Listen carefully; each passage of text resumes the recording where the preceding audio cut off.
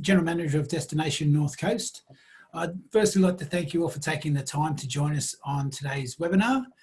This is the fourth in a series of webinars that we've been running. The first one was all about unpacking the available funding. Second, about how to best secure some of that funding through grant writing. Third was around business resilience and planning. And this takes us neatly to today's webinar, the tourism tips for reopening the digital doors and making the most of opportunities that arise coming forward.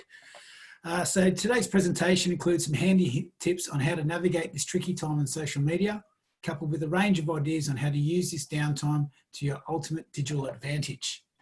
There's quite a bit to get through and want to ensure that we can answer as many questions as possible. So we'll jump straight into it.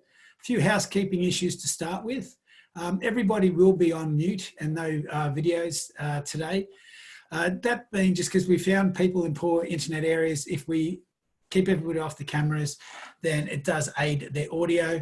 If you would like to submit a question, which we will cover at the end of Tori's presentation, please do so through the chat function. I will then collate the questions and then read them out towards the end. So without any further ado, I'd like to introduce today's presenter, Tori Johnson. So originally from Western Australia, Tori is a tourism professional now based in Adelaide. Tori is passionate about the Australian tourism industry and has experience across regional, national and private sector tourism, having managed public relations for Margaret River Tourism, social media for Tourism Australia, the world's most successful tourism social media platform, by the way, and more recently for Journey Beyond, which owns the Ghan and India Pacific train journeys, along with a range of marine, touring and accommodation products. An avid storyteller, Tori believes social media is the ultimate platform for tourism business to tell their story, and I agree. So over to you, Tori. Thank you.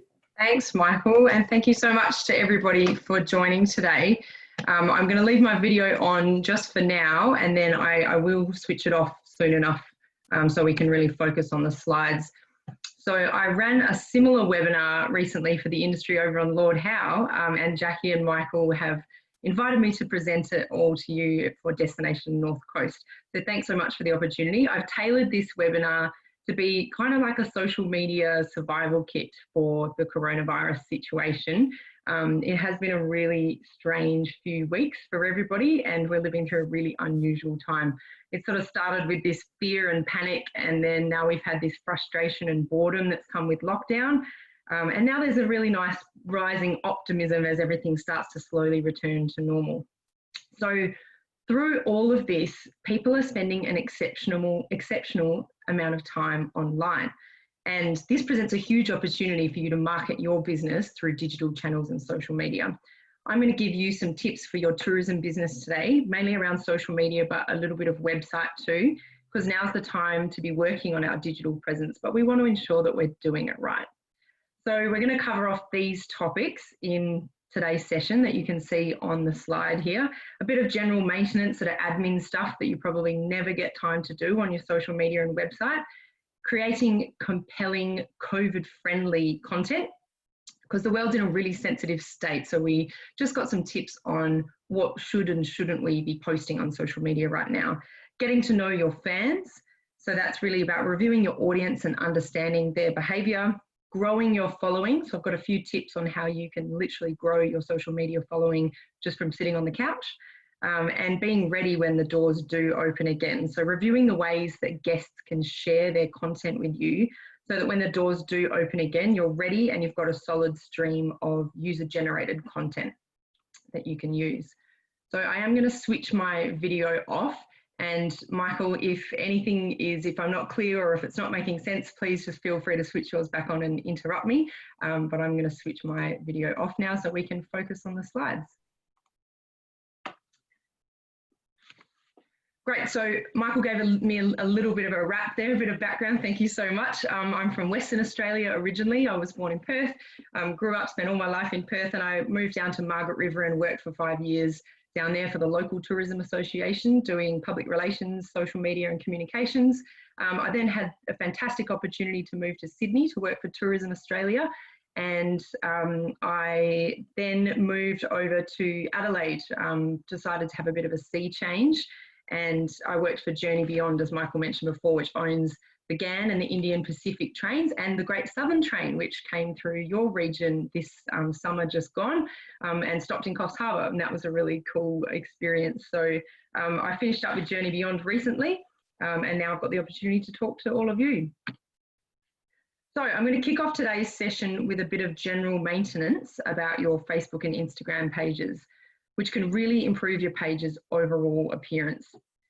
Some businesses are starting to slowly reopen at the moment, but we're certainly not at full capacity just yet. So now's a really good time for a bit of a spring clean. We'll start with Facebook. On the screen there, I've listed a few of the things that you probably never have time to look at, but you can make sure that they're all up to date. With your Facebook menu, that's the first thing. There's a few things on your Facebook menu that you really need to make sure are up to date. These are your page name, your username, your about section, your opening hours need to be up to date, your contact details, and your menu. Now, you don't have to be a food or beverage business to have a menu on there. You can have a price list. So that's a really good place to put your price list under the menu section. Your Facebook cover image. You can find these specs online, but the optimum specs for this space are 820 by 360 pixels, if you want to jot that down. It's 820 by 360, but really it's just about making sure you choose a photo where the subject's in the center zone and that it displays clearly on both mobile and desktop. So make sure that you check it when you upload it. If it doesn't look right on mobile, change it up, use a different picture or readjust it. Rotate this space regularly. You can use it to promote seasonal activities and campaigns. It's really prime real estate. If you choose to use a video for your Facebook cover, it is the same dimensions as the cover image, and it'll be automatically resized to a 16:9 aspect ratio. Need to make sure any text or action is towards the middle of the video, and generally videos are about 20 to 90 seconds long. Basically, if you're getting video footage shot for your business, ask for a version that you can use for your Facebook cover, because any decent videographer will know what that means. Profile pic. Specs for this are 180 by 180 pixels. This stuff is all online. It's really easy. Just Google if you're not sure. 180 by 180 pixels is a really small space. Should be really easily recognizable at a glance. It needs to crop nicely to a circle, so don't try to fit a wide logo into a circle. Get a version that's stacked, that's made to fit. And if you do use a logo, make sure it's something simple, so not too decorative. And if you use a photo, make sure it's something distinctly recognizable as your product. The Our Story section is the last thing that you could update with your Facebook page. This is a place for storytelling. It's where you can host some longer form content about your business. So maybe a timeline or some history. It's kind of a space for an engaging narrative. It's really good for SEO. So use lots of keywords, and it can also be a good home for the terms and conditions for the use of your page. So that's things like content that you reserve the right to remove, use of offensive language, use of images that are posted to your wall, or using your hashtag. Alternatively, you can house this kind of information on a page somewhere on your website, and then you can link to it in the Our Story section. Make sure the header image for this section, Our Story, is also up to date. It does display differently on mobile compared to desktop, so make sure it displays properly on both. Got some really nice examples from your region of people doing this really well. Observatory Holiday Apartments in Coffs Harbour. They've used a logo as their profile pic. It's really nice and clean, and it embraces vacant space, which looks great. Pro Dive over at Lord Howe. They've used a really nice clear picture. It's clearly a boat tour company on Lord Howe, because you can see those iconic mountains in the background. So can't get that wrong. Barrington Coast, they've got a really great Our Story section. They've got some lovely long form copy in there. Jump in there when you get a second on their Facebook page and check it out. Some nice long form copy, and they also house their social media T's and C's, which I mentioned before. And the Dolphin Marine Conservation Park in Coffs Harbour. Great use of the Facebook cover image space to promote their weekly live streams, which is something they're running at the moment, a campaign that they're doing. So let's talk Instagram. There are 3 things you could be refreshing on your Instagram right now. One is your bio text. This is your elevator pitch. You've got 150 characters, not much. So use that space wisely. Outline your content sharing methods. So that's things like, what's your hashtag? We'll talk about hashtags later, but outline your hashtag or the use of tagged images in that space. And you can use emojis in that space too. but they do take up extra characters, so be aware. Your bio URL. This may seem really simple. You think you're probably just going to paste your homepage in there, but it doesn't actually have to be a link to your homepage necessarily. You can rotate the link in this space and you can direct people to different parts of your site when you've got special offers running or a blog page up and running, that sort of thing. A tip with the bio URL is that you can actually remove the HTTP part and the www.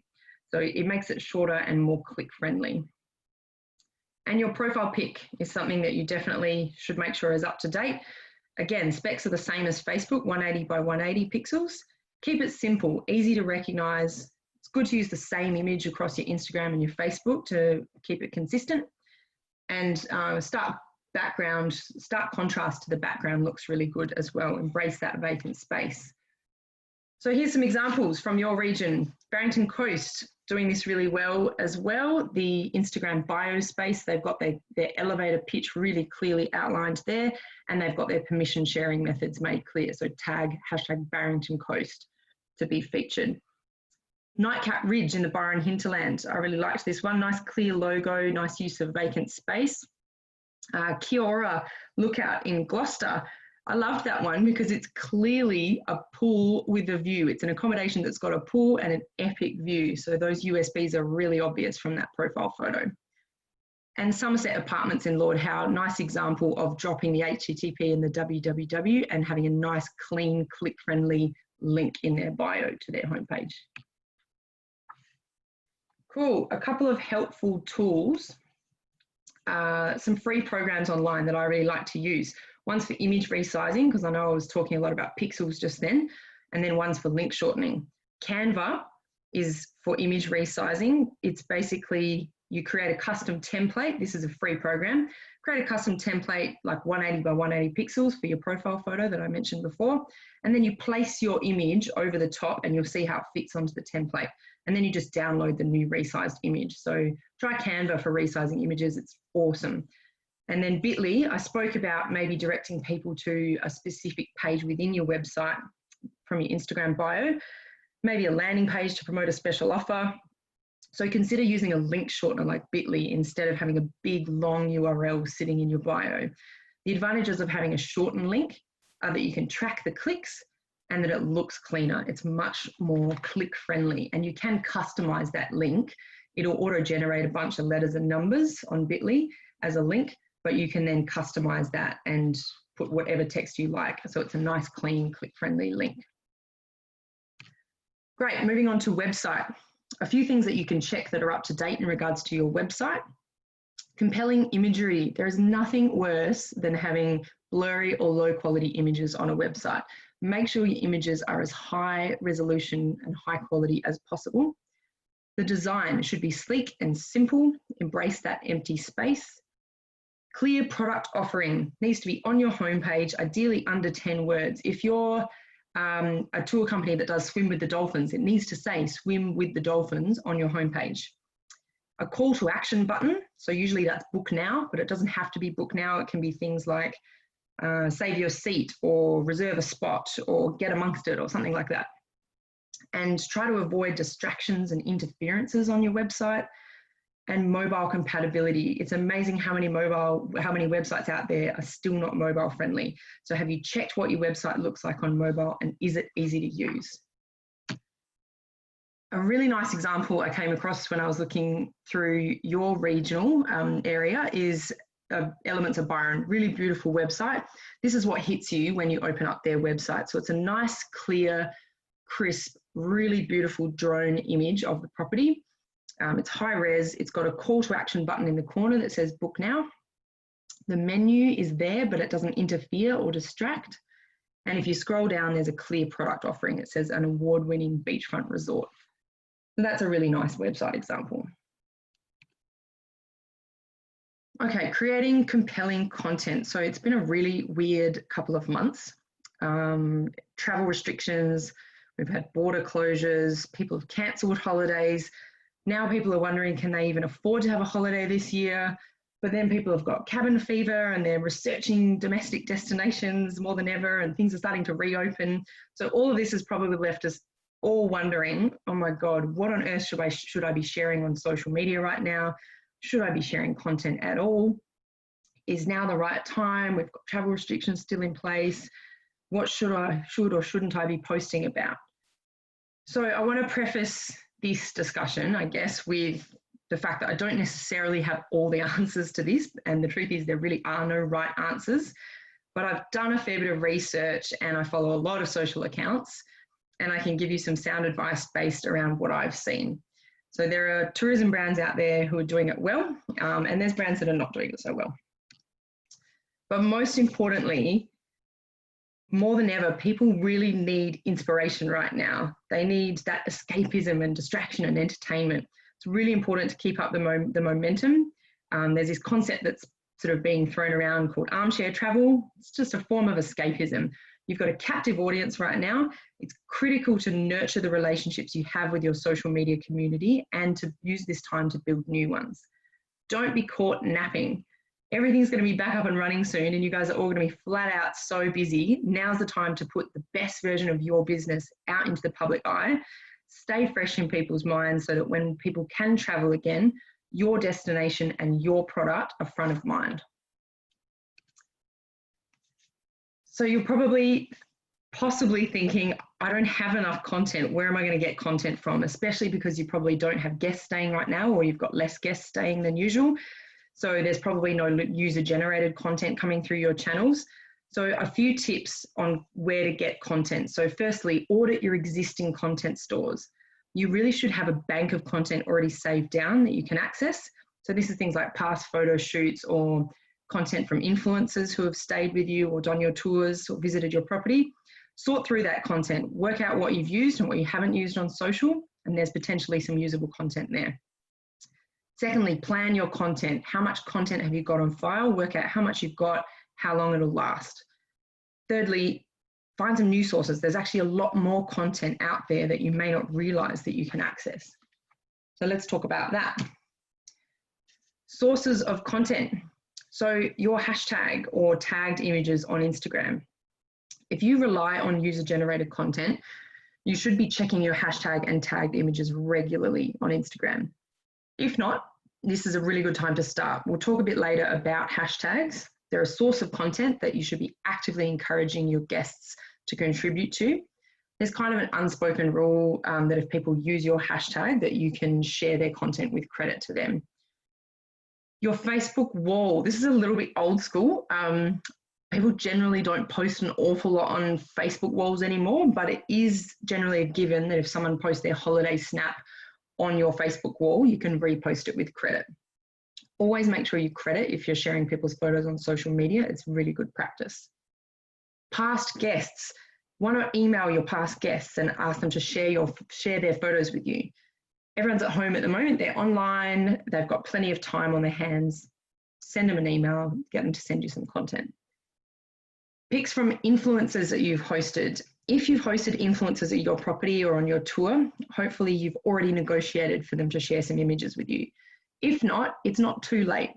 Hit them up. People are being really compassionate right now. So drop them a line, ask them if they don't mind sharing a Dropbox of images with you, and say that you're only going to be using them on your social media channels with credit to them.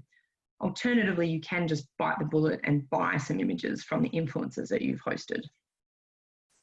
Your own pictures. So maybe it's a time to go through your phone or your camera and actually save down some content for posting that you've taken yourself. Or pics from your staff. Reach out to your staff, ask them to send through any photos that they might have taken. And lastly, take some new snaps yourself. So set up some shots. You've got access right now to all of the best rooms, the best tables, the best locations on tour at any time of day, including sunrise and sunset when the lighting's the nicest and when you maybe normally don't get access to these spots. You can also look at running some live streams, and we'll talk about that in a little bit. A couple of tips there for future. Make sure you're commissioning regular photo shoots. You should be getting at least one shoot a year done for your business to update your imagery. And then, sorry, I'm just checking the chat and just making sure it's not anything that's just because it's everyone, sorry. one photo shoot a year at least. Host influencers. So when DNSW or anybody, your local tourism organisation puts forward hosting of influencers to you, make sure you say yes. Host those influencers and content creators because they can be a source of content for you. And empower your staff. Make it part of their job to take photos. Okay, sorry, I'm just moving on to the next one. Okay, next slide. A lot of people aren't sure when to post on social media or how often to post. Here's the trick. It's really about knowing when your fans are online. So look at your audience activity. We'll dive into that shortly. See when they're most frequently online and catch them at these times. You can also observe the performance of your posts. So posts have a lifespan on social media where they're visible in your fans' news feeds for a sort of a finite period of time. This is all based on the algorithm, which we won't get into because even that stumps me sometimes. But really, lifespan of a post varies from the amount of engagement that the post gets. So that's sharing, comments, likes. The more engagement, the more Facebook and Instagram will show that post to people. You need to let the post thrive for its lifespan. You don't want to sort of interrupt it. If you watch that post performance, when the engagement and reach start to drop off, it's coming to the end of its lifespan and you might want to consider posting again. Thirdly, don't overcook Facebook. If you're going to remember one thing here, this is a bit of a weird thing to say, but Facebook posts can effectively cannibalize each other. So if you post a second one too soon, it can actually kill the reach of the first post. My general rule of thumb, and take this with a grain of salt because every page is different, but once per day maximum, because it actually won't necessarily achieve any greater results to post a second time in a day. If you really do need to post twice in a day, try spacing them out as far apart as you can. So post really early in the morning and then send your second message out later in the day or that evening. Maybe you're worried about posting the wrong thing, which is totally understandable because the world is extra sensitive right now with the COVID situation. I'm not going to put the spotlight on any brands that might be doing it wrong because everybody's trying to do their best in this situation. But from my research, I have noticed a few things that brands should definitely stay clear of. So firstly, negative or hostile messaging. Words like don't, can't, sorry, unwelcome, stay away. There's a hashtag stay the F home, which is doing the rounds, and that can be really offensive. So steer clear of that sort of stuff. You don't want to alienate people. They probably can't visit you right now anyway, so now's the time to nurture your relationship with people, not to estrange them. Sharing political or personal opinions via your business page. Use your personal page for this sort of stuff. So that's talking about coronavirus unnecessarily, sharing your opinions about Trump or anything like that. There's enough chatter going on about coronavirus in the world. Steer clear of putting your 2 cents worth out from your business page. Make sure you use your personal page for this. Your fans are following you because they love your content, they love your product and your destination. So give them what they want rather than cluttering their feeds with extraneous coronavirus stuff. Rubbing it in or being insensitive. This is an interesting one. It's really, I think, about try to remember tact and tone. Just think of that as a tip. I've been to quite a lot of your regions actually as part of Destination North Coast, and you guys are isolated in a place or lots of different places that are really beautiful, and they're a lot more beautiful than where a lot of people are stuck at the moment, trust me. So although it's really nice to share that with people, just try to be sensitive, try to think tact and tone when you're sharing things. So I've done up a couple of examples here using a photo from Lord Howe of what I think is sort of a tactful and not so tactful post. Same photo, 2 very different captions. You can have a read of them later because these slides are going to be shared around. But the one on the left just says, this morning's sunrise on our beautiful island. These stunning scenes will be here when things return to normal. We can't wait to see you again. That's a nice tactful caption. Perhaps not so tactful is sunrise this morning all to ourselves. Isolation is pretty sweet when you live in paradise, and then hashtag sorry not sorry or hashtag stay home. So that's a pretty extreme example, as I'm sure you can imagine, but hopefully that illustrates the point of tact and tone being really important. So we're going to talk about what is suitable content. So there's a whole lot of content gold here. We're going to whip through these different areas, starting with destination content. Nature is your secret weapon. You live in a beautiful part of the country. You've got the opportunity to transport people to the coast, to the mountains, to the forest, to the countryside. Focus on that natural beauty, the outdoors. Just remember that tact and tone. Avoid tunnel vision. It's really easy to get caught up in marketing your own product. Remember that people aren't taking a trip to your region for your product alone. They're coming for the whole destination. So they want to experience all of the beauty and the natural wonders that your region has to offer. What you are offering is a place to stay or a touch of luxury, maybe some nourishing, delicious food if you're a restaurant or cafe, pampering, your knowledge if you're a tour guide, retail therapy, general services, but your region is what they're visiting for. Your region is the hero. So showcase it and remember that destination content is king. A really nice example that I found here from the Southwest Rocks Fig Tree Aboriginal Corporation. They've posted some lovely destination content lately, but I particularly liked this carousel of photos of sunrise at Little Bay with a beautiful kangaroo watching the sunrise. So really great use of destination content there.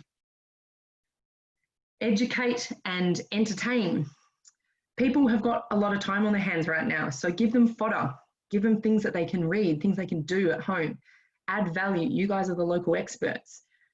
So things like recipes, cooking demos, how to make signature cocktails or traditional dishes that you're famous for.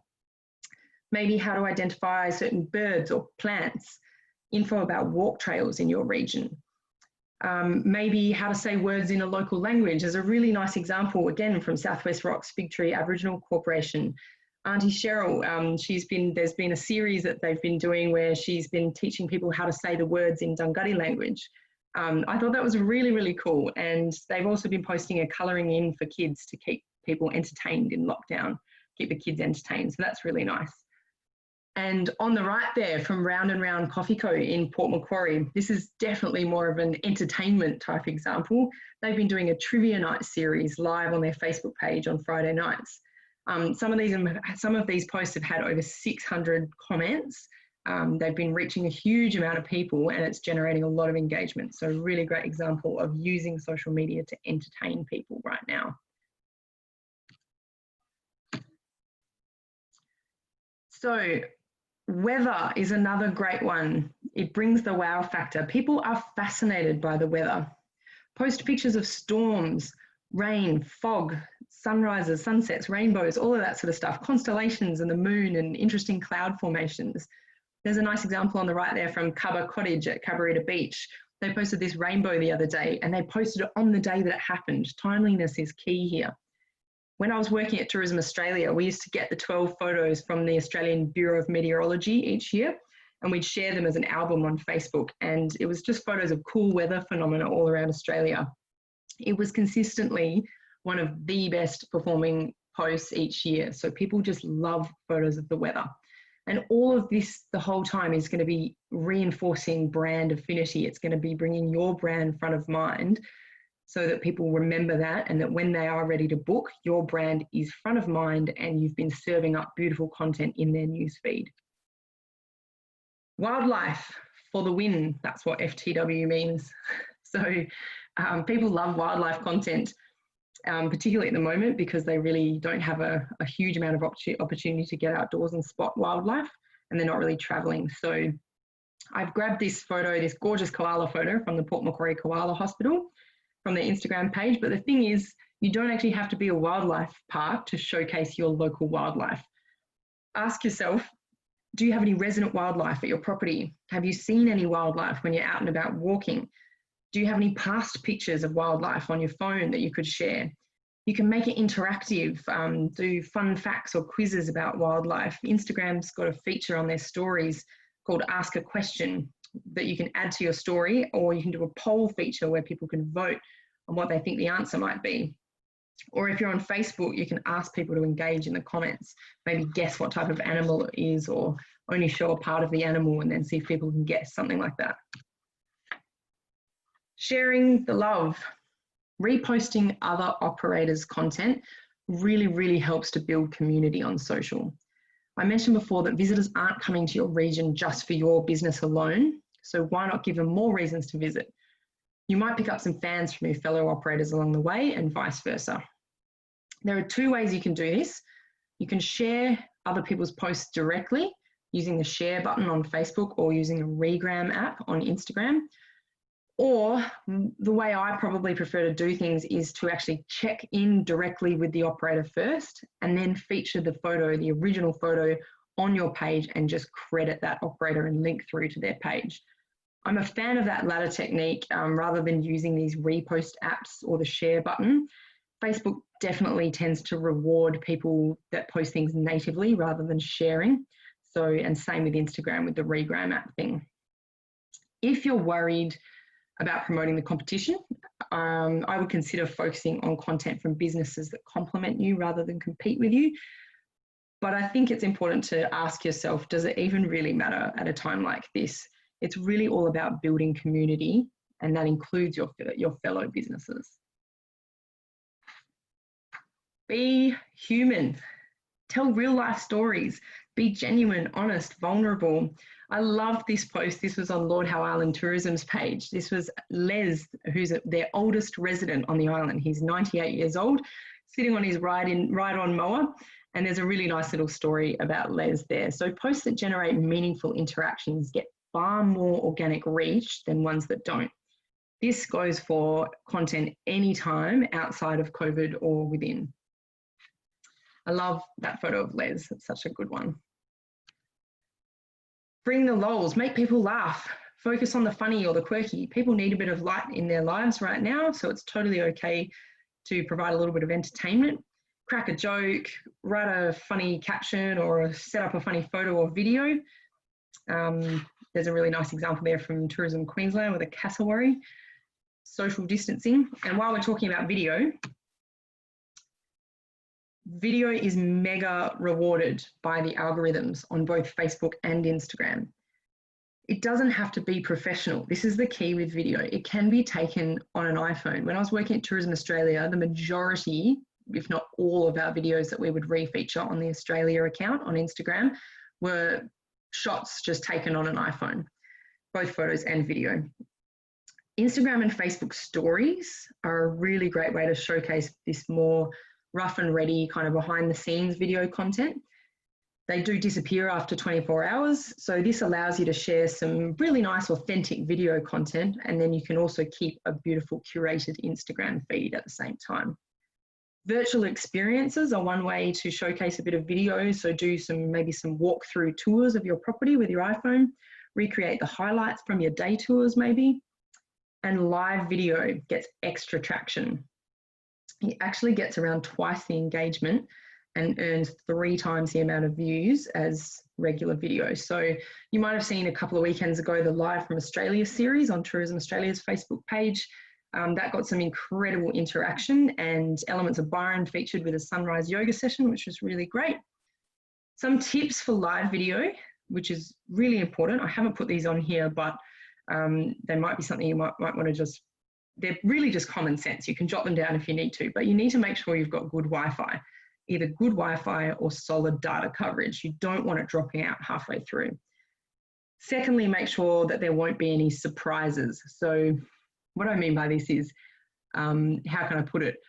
If someone is potentially going to walk past in the background of your shot and swear, or if you're down the beach and someone might be walk past and do a nudie run or be topless or something, these are the kind of surprises that you really need to make sure are not going to happen during your live.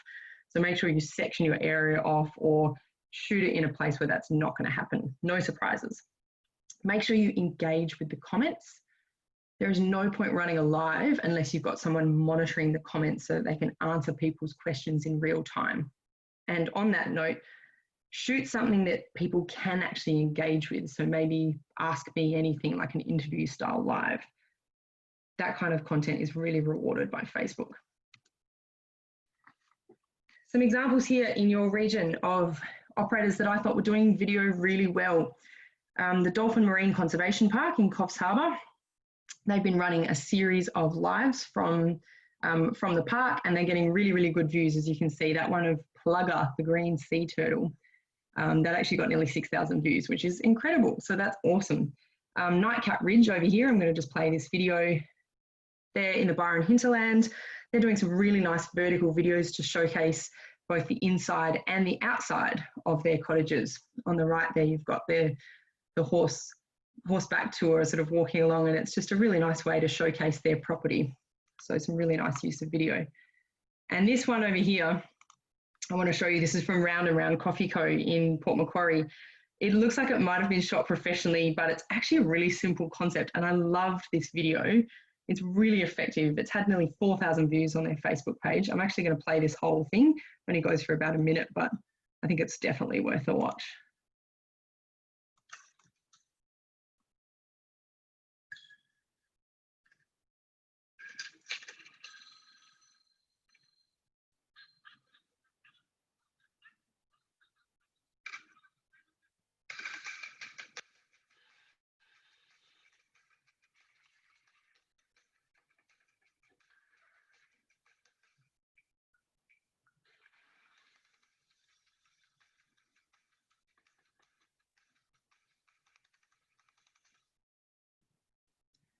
I loved that video. I think that was really well done. And that's had, yeah, 4,000 views, which I think is pretty awesome for not spending anything on it. So I'm just going to move slides across here. Okay. Talking about blogging. So the time for blogging is now, because you've got time to create this kind of content and people have time to read it right now. So I've got a definition of what a blog is up there, but really the important part that I've underlined is that it's written in an informal or conversational style. Those are the key words here. You don't need to be a professional writer to be able to blog. Anyone can blog. It's great for SEO, so it comes up in search. It's perfect fodder to link to from your social media, and it drives traffic back to your website. So you might be wondering, what on earth would I blog about? And you've probably covered everything there is to know about your product on your own website, but I'm not just talking about writing about your product. It's about building the picture behind your brand, telling the story of who you are, where you live, why you love your local region. Think beyond your own product. What are you knowledgeable about? What do you love about your destination? That destination content is key here. So common blog formats. I'm going to whip through these, but these are generally the types of blog formats that you'll see, and they're all really easy to create. Listicle is the first one. So it's kind of, listicle is kind of a copywriting term, but it's basically a combination of a list and an article. It's a bit more than just a dot point list, but it's generally information in a list-like format. Tourism Australia loves this format. There's a really nice example here from their website that features your regions, 7 amazing drives on the Rainforest Way. But if you go to TA's website, it's everywhere. They'll have Australia's best day hikes or Australia's top snorkeling spots, most beautiful islands, all that sort of content. You can create this kind of content really easily. It can literally be almost just slightly embellished dot points. A few ideas that you could write about for your own region would be best spots to watch the sunset or the sunrise, delicious places to dine, secret picnic spots or incredible hiking trails. Maybe your top surf spots or swimming spots, that sort of content. This is all great content for your own website. Itinerary format is another popular format. It can include maps, and it's often laid out in a day-by-day or hour-by-hour type format. There's an example there from DNSW's site on the legendary Pacific Coast, which features your region, and a few ideas of how you could do this on your own website would be maybe to write how to spend 48 hours in your region. What would you recommend doing? Cycling your way around your region or eating your way around your region. Educational is another format. This is that kind of how-to content that you often see on blogs. It really adds value for the reader, providing tips or educating people on how to do something. So a few ideas might be recipes or how to cook or make something, maybe how to spot kangaroos on the beach, for example, or maybe what to pack for a trip to your region. So useful tips on things to pack. So hiking boots, or what kind of wet weather gear would you recommend? What kind of snorkeling gear or surfboards? What kind of camera gear or binoculars? That sort of stuff. And lastly, interview style. This is another way you can actually blog, and there's probably people right under your noses that you could actually be interviewing. So maybe a team member, a tour guide, or a chef that works for you. maybe a local with an interesting story, or a resident expert in a certain subject that relates to your business. So a few tips when you're doing interview style pieces: write down your questions in advance, record your conversation. You can just use the voice memo app on your phone. And then when you do go to write up the blog, paraphrase the person's responses, because people often tend to waffle on a little bit when you interview them. So just make sure that your responses are nice and succinct when you do put them together into a blog.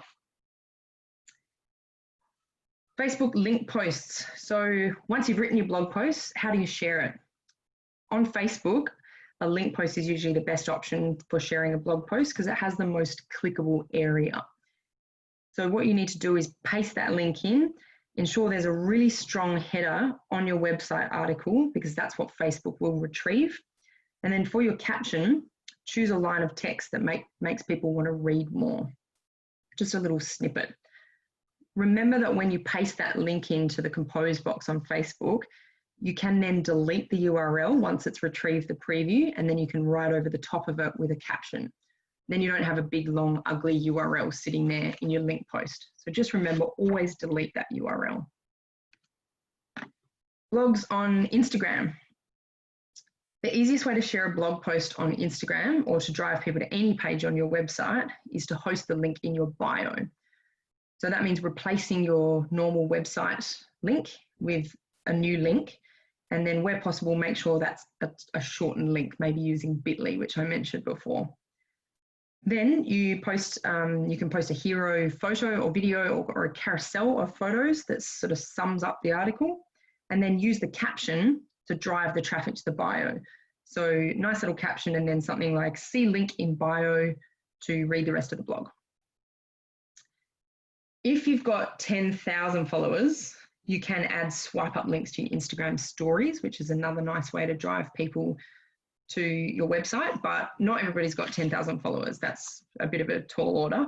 So don't despair if you don't have 10,000 followers, because there are lots of bigger accounts out there that do have more than 10,000 followers that can help to amplify your messaging. I've listed here the easiest ways to share your content with some of these major tourism organisations.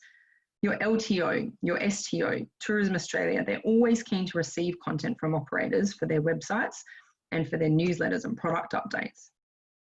Make sure you're sending them your story ideas, your new business updates. You can even send them whole completed blog articles or just dot points. I know Tourism Australia loves receiving that kind of content. It does the work for them, really, and then they can just credit you. You just give them permission to share it on their website and ask them to credit your business. If you are going to send completed blog posts, just give them permission to edit the content if they want to, because their style might be different to yours. There's an example on the right-hand side there that's actually off Tourism Australia's website. It's a piece that I wrote when I was working for Journey Beyond. So we had a magazine, an onboard magazine that went on the GAN and the Indian Pacific and the Great Southern Trains. And I wrote that article for the magazine and then sent it over to Tourism Australia, and they decided to refeature it. And talking about not being precious, I actually called this one "When the Wild Things Are," because it's about seasonal wildlife events, but TA didn't like that title, which is totally fine. That's their prerogative. They changed it to seasonal wildlife events, which worked better for them for SEO. So it's really about just not being precious and letting them edit your work if need be. Also remember, engage with Destination North Coast. They are great at telling you what opportunities are available to you, so make sure you're keeping in touch with them. One last tip on this section about amplifying your content. A really important thing that people always harp on about is updating your ATDW listing. This is super important, and you've probably heard it a zillion times, and it's probably on the bottom of your to-do list. Australian Tourism Data Warehouse, that's where all of the information pools to DNSW's site, TA's site. And I want you to go and do some homework after this session. So I want you to go to DNSW's site or Tourism Australia's site, or both, type in your region's name in the search box, and it'll bring up at least one article, if not many articles about your region.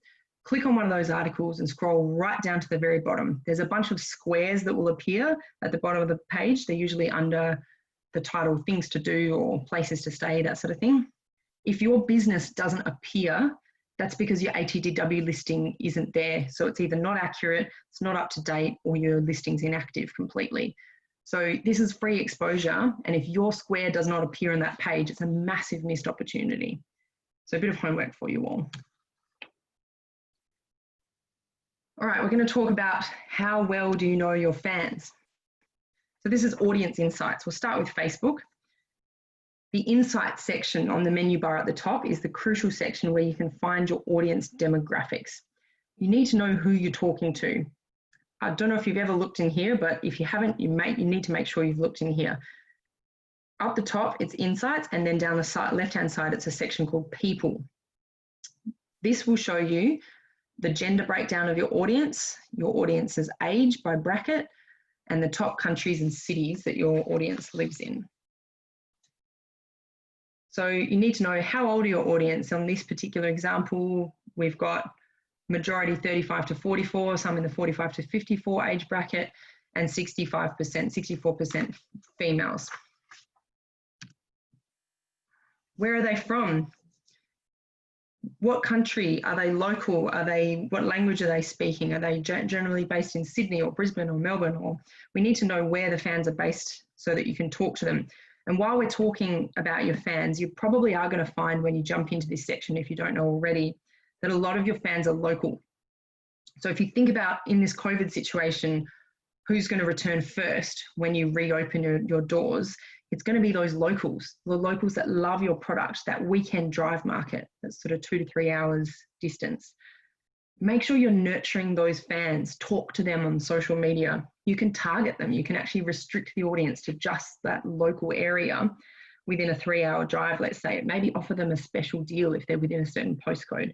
You can also use your database to reach out to those people.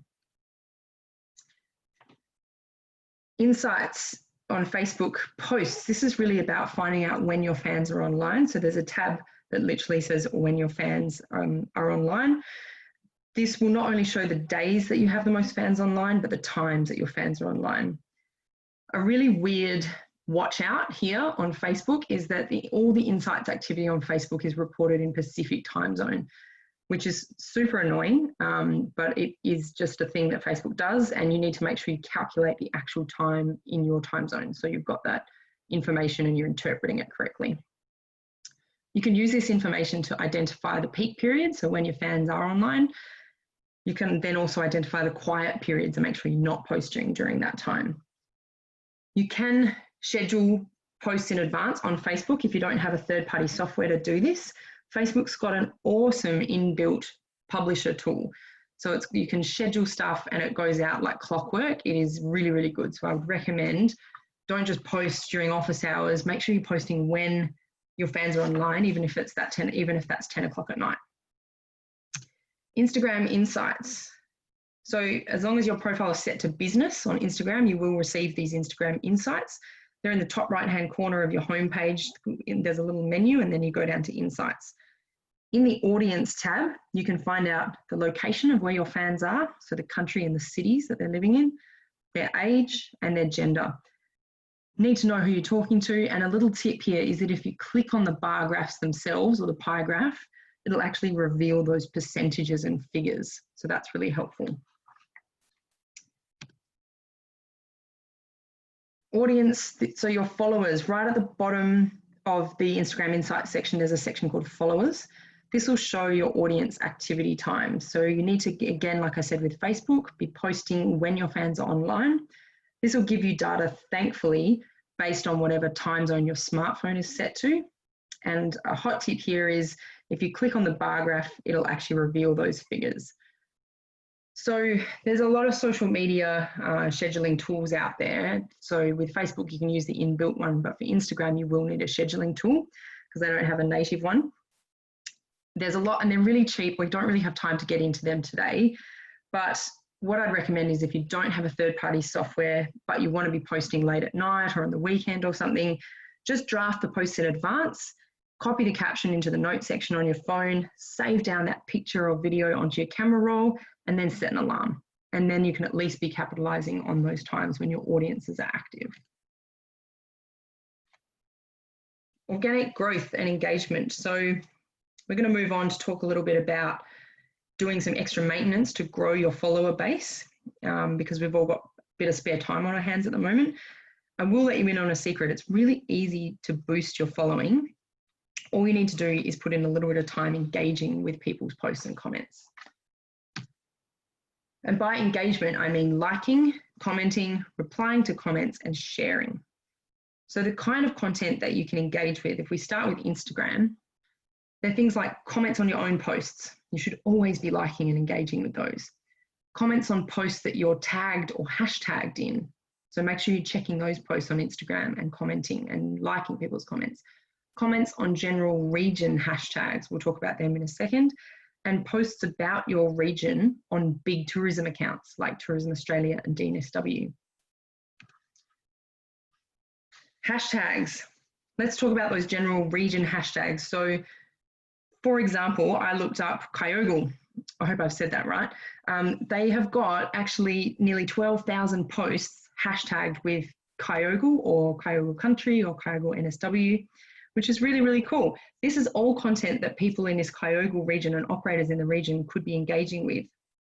You could be liking, commenting, replying to people's comments on posts on hashtag Kyogle. These are people's holiday snaps, so it's a whole new audience that you could be tapping into. You could be liking comments, encouraging those people's friends and family to visit the region and experience your product. You can even go back through maybe even the last 3 months worth of content and engage with those posts. And then for future, if you follow these hashtags on Instagram, any new posts on, say, hashtag Kyogle will pop up in your feed, and that way you can be on the front foot and engaging with that content as soon as it happens. So obviously that's not just Kyogle. You can go and type in your region name and have a look at how many posts are hashtagged with your region. Major tourism accounts. These accounts have got huge followings. DNSW has got 1.7 million. Tourism Australia has got 12.8 million. This is a combo of their Insta and Facebook. And then don't forget about your local tourism organisation. You've got a huge chance to engage if your business gets featured on any of these pages, or even if your destination gets featured. You should be jumping in and responding. We've got a nice photo on Tourism Australia's account where Cabarita Beach was featured not that long ago, and then where the Crystal Shower Falls were featured on DNSW's site on their Instagram page. Even if you live within 50 kilometres or 100 kilometres of any of those destinations, you should be jumping in from your business account and responding to people's comments and saying, hey, guess what? Just up the road, you can come and visit our business or check this out. So it keeps your business front of mind for people. Following people on Instagram. If you spend a few minutes each day following new Instagram accounts, it will really help to grow your Instagram following. It's just called organic engagement tactics, basically. You need to be really careful not to follow too many people on one day. I think there's a limit of about 20 or 30 accounts you can follow before Instagram will actually block you because it thinks you're a bot. But it's really important. Spend a few days, even if it's just a few minutes each night on the couch, following a bunch of new Instagram accounts. If you're not sure who you could be following, the kind of people you could follow are people who've used those regional hashtags, the people who follow your LTOs page, because they obviously already love your region, so you're halfway there with them. And then anybody who's ever liked a photo of your region that's been featured on the Visit New South Wales pages or Tourism Australia's pages. So spend 5 minutes each night on the couch following a bunch of new people on Instagram. Engaging on Facebook. You can engage with another business page from your own business page, and it's a really good practice. It helps to build your community on Facebook. A few tips to keep in mind when engaging with another business's Facebook page. Firstly, make sure you're engaging from the right page. So that means selecting the drop down and actually choosing your business page and not your personal profile when you're liking and commenting. Like other pages so that their content pops up in your feed.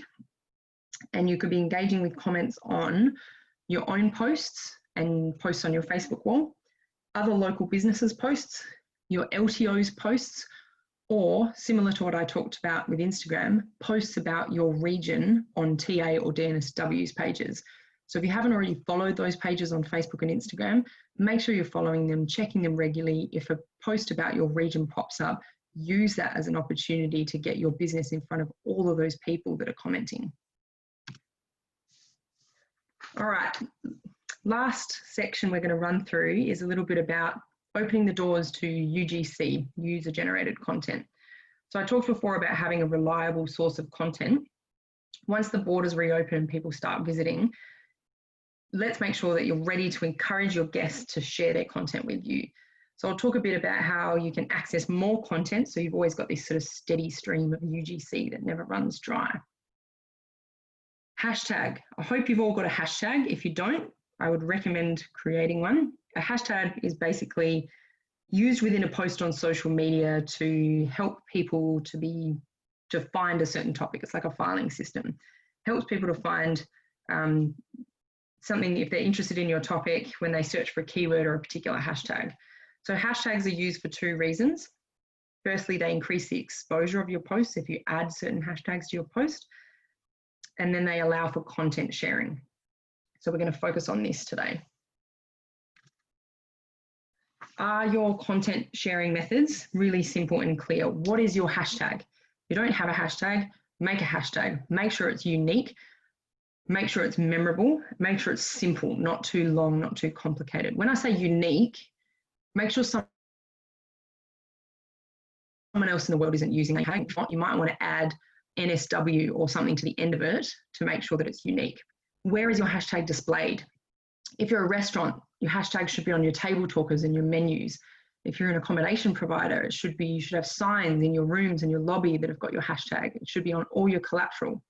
If you're a tour operator, you need to have signs displayed in your vehicles or your boats. It should be on your bikes if you're a bike tour company, and again, on your collateral. People need to know how they can share their content with you. If you're a beauty or spa place, make sure that it's in your waiting room or the walls and the collateral. Make sure that you clarify all the different ways that guests can share their content. So not just hashtag, but also tag us, post on our Facebook wall, or maybe email us your photos, because not everybody is on Instagram, so they're not all going to be able to use a hashtag. And this is the last slide for today. I feel like this has been a whirlwind and I haven't even stopped talking, my goodness. So if you're still not seeing a whole lot of user-generated content coming through your channels, ask yourself this question. Are you or your staff actively encouraging your guests to share their content? So your hashtag, your Instagram account name, your Facebook page name, they should all be mentioned multiple times throughout the guest experience. So that means at the start when they arrive at your hotel or your restaurant or for the tour for the day, during the experience. So as part of the tour script, as part of the individual interactions. So, you know, if you've got guests and you're at a hotel, it's asking, how's your day? How's your stay going? Have you been taking lots of photos? Remember to use our hashtag. Make sure you're reminding people of what your hashtag is and how they can share their content with you. And at the very end of their stay or the end of the tour, make sure you remind them. You can also send follow-up EDMs, which I'm sure a lot of you already do. Once your guests have left, remind them to share their pics once they've gone home and refresh them with those content sharing methods. Incentives is another way to sort of get people to share their content. Some people run photo competitions, that sort of thing. It generally is better if it's a prize that people can access when they're still in your region, that they don't necessarily have to come back for, especially if they're international or if they're from interstate. Maybe a photo of the day competition is a nice way to do it. And that encourages people to share immediately. You choose the best photo from the day, and then you encourage people to pick up their prize the next morning, something like that. My last little tip for the day, I just talked about incentivizing people to share their content with you, but it's really, really important not to ever incentivize guests to leave online reviews. So that means TripAdvisor reviews or Facebook reviews, anything like that. It's actually illegal to do this, and that means offering them a discount, entering them into a raffle, offering them anything, a free beer or a free hot dog or anything. There was a case you may have seen a couple of years ago that hit the news about Merit and Service Departments. They got fined $3 million because they were tampering with email addresses that they were supplying to TripAdvisor to try to increase the relative number of positive reviews on their TripAdvisor account. This is exactly the same kind of thing. It does breach the ACCC's Competition and Consumer Act. So you can incentivize your customers to share their photos, but not to leave on online reviews. That is it for today. Thank you all so much. I'm going to put my video back on now. We should hopefully have time for a few questions. If I haven't run out of breath.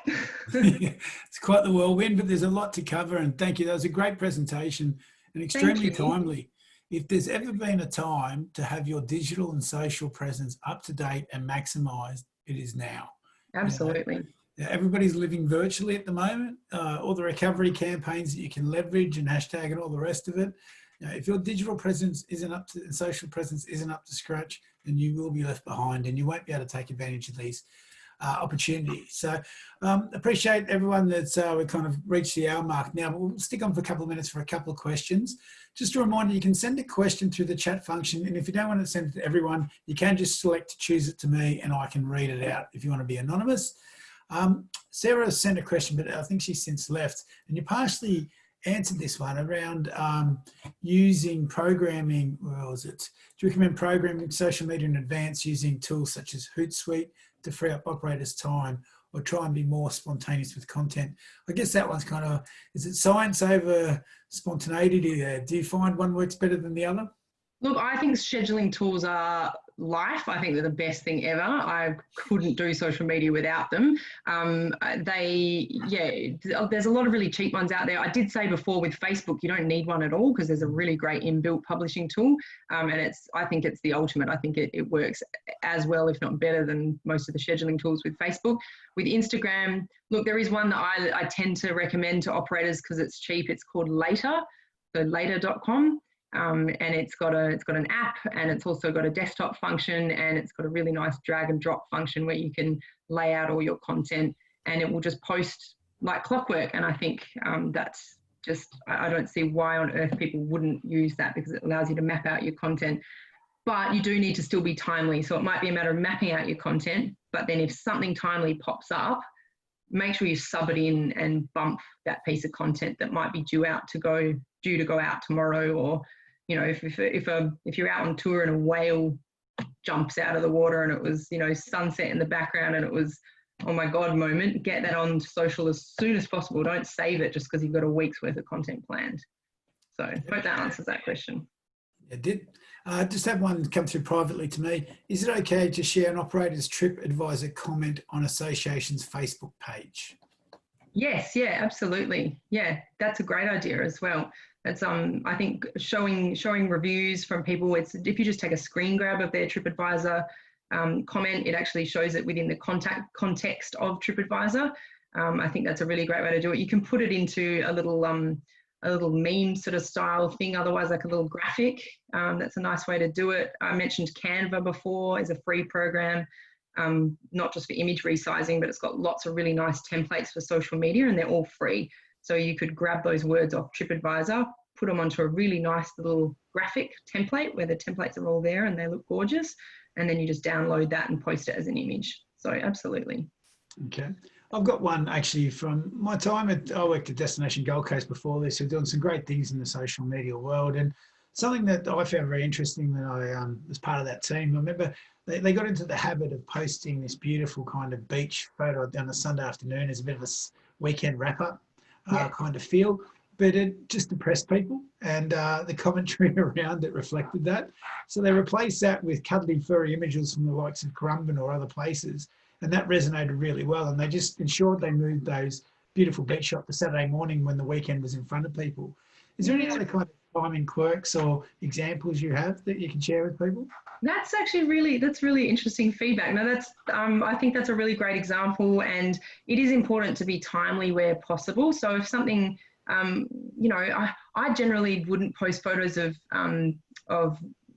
wine or people drinking wine or, anything to do with alcohol before midday. I just find that people just find that a bit inappropriate at times. And so save your booze shots for after lunch. And then Friday afternoons are a great time to post those sort of weekend feels type posts, whether that's if you're a restaurant and if you want to sort of set up a cocktail with a nice view, and that Friday afternoons is when people are ready for that kind of content. And then, look, Sunday nights is a nice kind of it's generally a time to reflect, I think, and it's also a time where I find most brands that I've worked with, their fans are actually most active on a Sunday night. So Sunday nights just seem to be a time where people are sitting on the couch. So yeah, but otherwise, again, sunrises in the morning, sunsets in the evening. Try to keep things in real time for your majority followers where possible. Okay, excellent. And just one other private question I received was, do you have any tips on dealing with negative comments or posts? Oh, look, that's a bit of a how long's a piece of string kind of thing. I mean, I think you need to have a bit of a community management structure where you've got some frequently asked questions. So pull together the kinds of questions that you think might come up and spend some time developing the standardized response framework for those questions, especially if you've got someone else handling your social media, so that there's sort of a go-to set of responses, and then maybe a bit of a triage process where if a comment is particularly difficult, that there might be a different person within the business who that person can approach to get some feedback on how to answer it. Yeah, which is often the case when you've got someone potentially younger handling your social media who may not have the insight on how to deal with a difficult customer, and they can do all the engagement, the fun stuff where they can like comments and write nice positive things. But if they get a tricky one, it is in a public forum, and it's really important on how to respond. So as for the ins and outs on how to respond, it really depends on what the comment is. So yeah, but have that response framework on hand. Some very good advice there. No other comments have come through, and as we have gone to 3:37, I think I'll wrap it up there. Just want to thank Tori again for a presentation and a time today. Some fantastic information there, really easy to apply to your own business. I do implore you to kind of take the time after this to do the activities that Tori mentioned, such as the ATDW check with the Destination New South Wales and the Tourism Australia. A great litmus test to see if your listing is working. We will share the presentation and slides in an email to everybody who registered for the webinar following this event, and just like to thank you all again today for your time and for your continued support.